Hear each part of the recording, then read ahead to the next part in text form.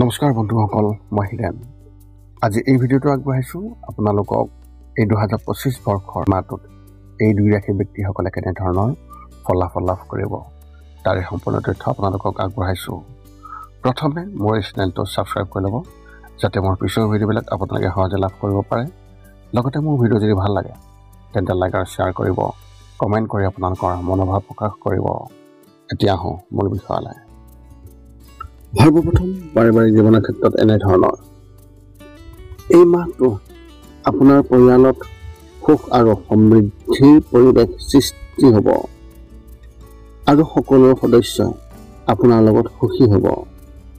আপোনাৰ ঘৰত কোনো ধৰ্মীয় অনুষ্ঠান সংঘটিত হোৱাৰ সম্ভাৱনা দেখিবলৈ পোৱা গৈছে, যাৰ বাবে সকলোৰে মনত তাৰ ওপৰত বিশেষভাৱে কেন্দ্ৰীভূত হৈ পৰিব। এই সময়ছোৱাত শিশুৰ অসুস্থ হোৱাৰ এক লক্ষণ দেখিবলৈ পোৱা গৈছে, যাৰ বাবে তেওঁলোকৰ বিশেষ যত্ন ল'বলৈ আপোনালোকে চেষ্টা কৰক।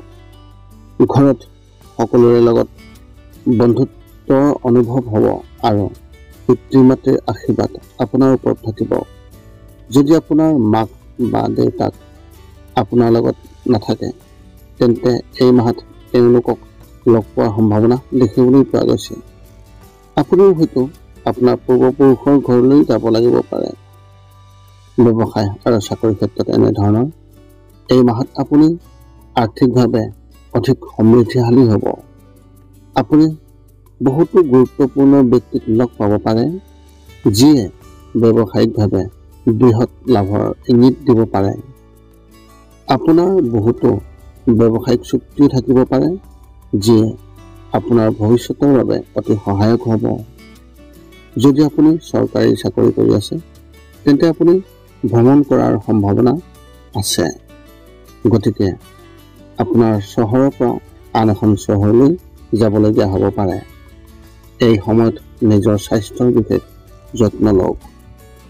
ব্যক্তিগত খণ্ডত কাম কৰা ব্যক্তিসকলে বা চাকৰি কৰা ব্যক্তিসকলে তেওঁলোকৰ চাকৰি হেৰুৱাৰ যি চিন্তা, সেই চিন্তা থাকিব পাৰে। ইয়াৰ বাবেই আপুনি নতুন সুযোগ বিচাৰিব চেষ্টা কৰক আৰু আপুনি বিচাৰিব। শিক্ষা আৰু কেৰিয়াৰ ক্ষেত্ৰত এনেধৰণৰ উচ্চ শিক্ষা গ্ৰহণ কৰা ব্যক্তিসকলে এই মাহত বহু নতুন সুযোগ পাব পাৰে, য'ত তেওঁলোকে কৰ্ম অভিজ্ঞতা লাভ কৰিব। তেওঁলোকৰ ভৱিষ্যতত ই অতি উপযোগী হ'ব। সেয়েহে এনে সুযোগবোৰ পিছলি যাবলৈ নিদিব। বিদ্যালয়ৰ ছাত্ৰ ছাত্ৰীসকলে এই মাহত শিক্ষকৰ পৰা বিশেষভাৱে প্ৰশংসা লাভ কৰিব আৰু আকাংক্ষিত ফলাফল লাভ কৰিব। চৰকাৰী পৰীক্ষাৰ বাবে প্ৰস্তুতি চলাই থকা ব্যক্তিসকলে বা ছাত্ৰ ছাত্ৰীসকলে এই মাহত বিশেষভাৱে কঢ়িয়াই আনিছে এক শুভ সংকেত। এই মাহত তেওঁলোকে হয়তো এজন ভাল গাইড বিচাৰি পাব, যিয়ে তেওঁলোকক ভৱিষ্যতৰ বাবে উপযুক্ত পৰামৰ্শ দিব। প্ৰেমৰ ক্ষেত্ৰত এনেধৰণৰ যদি আপুনি প্ৰেমৰ সম্পৰ্কত আছে তেন্তে মাহৰ আৰম্ভণিতে আপোনাৰ সংগীৰ লগত কোনো কথাক লৈ কিছু মতানৈক্য হোৱাৰ সম্ভাৱনা আছে, কিন্তু লাহে লাহে পৰিস্থিতি স্বাভাৱিক হৈ পৰিব আৰু আপুনি আপোনাৰ পত্নী বা স্বামীৰ প্ৰতি বিশ্বাস অধিক দৃঢ় হৈ পৰিব, যাৰ ফলত দুয়োৰে সম্পৰ্ক মধুৰ হৈ পৰিব। অবিবাহিত লোকসকলে এই মাহত কাৰোবাৰ আশীষ লাভ কৰিব পাৰে, যিয়ে তেওঁলোকক সুখী কৰি তুলিব। এই মাহত আপুনিও আপোনাৰ পুৰণি সংগীৰ প্ৰতি মোহভংগ হ'ব পাৰে। বিয়াৰ বাবে অপেক্ষা কৰি থকা ব্যক্তিসকলে আৰু বেছি সময় অপেক্ষা কৰাৰ প্ৰয়োজন। স্বাস্থ্যৰ ক্ষেত্ৰত এনেধৰণৰ এই মাহটো স্বাস্থ্যৰ দৃষ্টিকোণৰ পৰা আপোনাৰ বাবে খুবেই ভাল হ'ব আৰু আপুনি আগৰ তুলনাত অধিক সতেজ অনুভৱ কৰিব। মাহৰ আৰম্ভণিতে আপোনাৰ মনলৈ বহুতো নতুন ধাৰণা আহিব। আপুনি আপোনাৰ ভিতৰত এক নতুন শক্তি বিচাৰি পাব আৰু চাৰিওফালে ইতিবাচকতাৰ পৰিৱেশ সৃষ্টি কৰিব পাৰিব। যদি আপুনি ডায়েবেটিছ ৰোগত ভুগি আছে তেন্তে আপুনি কিছু যত্ন লওক। মাহৰ তৃতীয় সপ্তাহত চেনীৰ মাত্ৰা অলপ বৃদ্ধি পাব পাৰে, কিন্তু সাৱধান হ'লে এতিয়া কোনো সমস্যা নহ'ব। আপুনি এই মাহত শুভ সংখ্যা হিচাপে 3 ব্যৱহাৰ কৰক আৰু শুভ ৰং হিচাপে আপুনি এই মাহত গোলাপী ৰং ব্যৱহাৰ কৰিব পাৰে। মিথুন ৰাশিৰ ব্যক্তিসকলৰ বাবে এক বিশেষ তথ্য।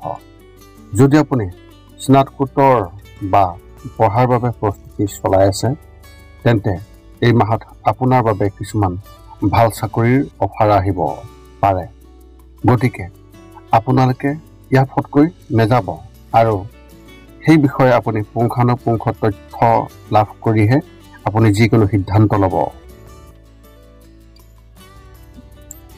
সৰ্বপ্ৰথম পাৰিবাৰিক জীৱনৰ ক্ষেত্ৰত এনেধৰণৰ। আপোনাৰ পৰিয়ালৰ দৃষ্টিকোণৰ পৰা এই মাহটোৱে আপোনাৰ বাবে নিশ্চিত ফলাফল কঢ়িয়াই আনিছে। এই মাহত আপুনি আপোনাৰ পৰিয়ালৰ সদস্যৰ সম্পূৰ্ণ সমৰ্থন পাব, যদিও কিছুমান বিষয়ত আপোনাৰ দেউতাকৰ লগত কিছু মতানৈক্য হ'ব পাৰে। এনে পৰিস্থিতিত তেওঁলোকক যথাযথ সন্মান দিয়ক আৰু ভালকৈ আপুনি কথাবোৰ শুনিবলৈ চেষ্টা কৰক। আপোনাৰ মাকৰ স্বাস্থ্যৰ অলপ বেয়া হৈ থাকিব পাৰে, এনে বিশেষ লক্ষণ দেখিবলৈ পোৱা গৈছে। গতিকে কোনো ধৰণৰ মানসিক অশান্তি দিয়াৰ পৰা আপুনি বিৰত থাকক। যদি তেওঁলোকে ইতিমধ্যে অসুস্থ হৈ আছে, তেন্তে চিকিৎসকৰ সৈতে যোগাযোগত থাকক। ব্যৱসায় আৰু চাকৰিৰ ক্ষেত্ৰত এনেধৰণৰ। এই মাহত ব্যৱসায়ীসকলৰ মন এটা ঠাইত কেন্দ্ৰীভূত হৈ নাথাকিব আৰু তেওঁলোকে আন ক্ষেত্ৰতো হাত দিয়াৰ চেষ্টা কৰি লাভ অৰ্জন কৰিব। ইয়াৰ বাবে পৰিয়ালৰ সদস্যসকলৰ সৈতে ভালদৰে আলোচনা কৰক, যাতে সঠিক সিদ্ধান্ত ল'ব পৰা যায়। ব্যৱসায়ত কিছু লোকচানৰ হোৱাৰ সম্ভাৱনাও দেখিবলৈ পোৱা গৈছে। চৰকাৰী চাকৰি কৰা ব্যক্তিসকলে এই মাহত তেওঁলোকৰ জ্যেষ্ঠ বিষয়াৰ পৰা সম্পূৰ্ণ সহায় লাভ কৰিব। ইয়াৰ ফলত আপুনি নিজৰ কামৰ বাবেও প্ৰশংসা লাভ কৰিব। ব্যক্তিগত খণ্ডত কাম কৰা ব্যক্তিসকলেও এই মাহত আগবাঢ়িব আৰু আপুনি ইয়াৰ বাবে কঠোৰ পৰিশ্ৰম কৰিব। শিক্ষা আৰু কেৰিয়াৰ ক্ষেত্ৰত এনেধৰণৰ। স্কুলত পঢ়ি থকা ছাত্ৰ ছাত্ৰীসকলৰ পঢ়া শুনাত অধিক মনোনিৱেশ কৰাটো অতি প্ৰয়োজন, অন্যথা তেওঁলোকে আকাংক্ষিত ফলাফল নাপাব। এনে সময়ত নিশ্চিতভাৱে মাক দেউতাকৰ পৰা আপুনি পৰামৰ্শ লওক। উচ্চ শিক্ষা গ্ৰহণ কৰা ছাত্ৰ ছাত্ৰীসকলৰ ভিতৰত আভ্যন্তৰীণ বিষয়ত অধ্যয়ন কৰাসকলে বহু নতুন সুযোগ লাভ কৰিব আৰু তেওঁলোকেও ইয়াৰ প্ৰতি আগ্ৰহ প্ৰকাশ কৰিব। চৰকাৰী পৰীক্ষাৰ বাবে প্ৰস্তুতি চলোৱা ছাত্ৰ ছাত্ৰীসকলে এই মাহত নিজৰ কৰ্মক্ষেত্ৰত সম্প্ৰসাৰণ কৰিব, যিয়ে তেওঁলোকক ভৱিষ্যতৰ বাবে কৌশল ৰচনা কৰাত সহায় কৰিব। এই সময়ত নিজৰ ওপৰত নিশ্চয় আপুনি বিশ্বাস ৰাখিবলৈ চেষ্টা কৰক। প্ৰেমৰ ক্ষেত্ৰত এনেধৰণৰ। যদি কিবা এটাক লৈ প্ৰেমিক বা প্ৰেমিকাৰ লগত বিবাদ হৈ আছে, তেন্তে এই মাহতে ইয়াৰ অন্ত পৰাৰ সম্ভাৱনা আছে। আপোনাৰ সংগীৰ ওপৰত আপোনাৰ বিশ্বাস আৰু বৃদ্ধি পাব আৰু দুয়োজনে আপোনালোকৰ ভৱিষ্যতৰ বিষয়ে এক বিশেষ আলোচনা কৰিব। যিসকলৰ বিয়া হোৱা নাই, তেওঁলোকে এই মাহত ভাল সংগী বিচাৰি পাব পাৰে, কিন্তু খৰখেদাকৈ একো সিদ্ধান্ত নল'ব আৰু আপুনি খৰখেদা নকৰিব। যিকোনো সম্পৰ্কক সময় দিয়ক আৰু তাৰ পিছত যিকোনো সিদ্ধান্ত লওক। স্বাস্থ্যৰ ক্ষেত্ৰত এনেধৰণৰ। স্বাস্থ্যৰ দৃষ্টিকোণৰ পৰা এই মাহটো অশান্তিপূৰ্ণ হ'ব। কেতিয়াবা আপুনি সম্পূৰ্ণ সুস্থ অনুভৱ কৰিব, কিন্তু ঠিক পিছদিনা আপুনি কিবা বেমাৰত ভুগিব পাৰে। যদিও কোনো গুৰুতৰ বেমাৰ নাথাকিব, তথাপিও সৰু সৰু বেমাৰবোৰে আপোনাক আমনি কৰিব। মানসিকভাৱেও কেতিয়াবা আপোনাৰ মনটো অস্থিৰ হৈ পৰিব পাৰে আৰু কেতিয়াবা আপুনি সতেজ অনুভৱ কৰিব। এনে পৰিস্থিতিত খং উঠাৰ পৰা বিৰত থাকিব আৰু কাৰো লগত আপুনি তৰ্ক নকৰিব। মাহৰ শেষত আপুনি কিবা এটা চিন্তাত থাকিব পাৰে। আপোনাৰ এই মাহত শুভ সংখ্যা হিচাপে 6 আৰু শুভ ৰং হিচাপে আপুনি এই মাহত হালধীয়া ৰং ব্যৱহাৰ কৰিব পাৰে।